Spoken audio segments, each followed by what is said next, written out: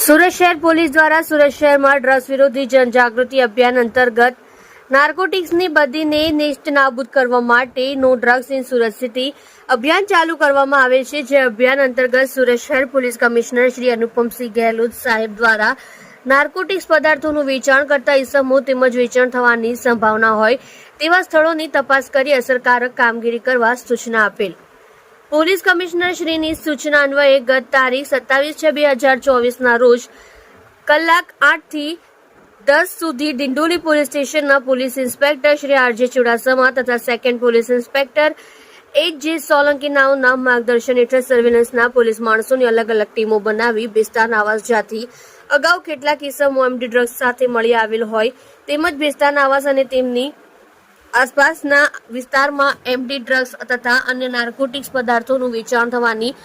મળી આવવાની સંભાવના હોય જેથી બેસ્તાન આવાસ તેની આસપાસના વિસ્તારમાં શક પડતા ઇસમો તેમજ મકાનોને ચેક કરી અસરકારક કામગીરી કરવામાં આવેલ છે।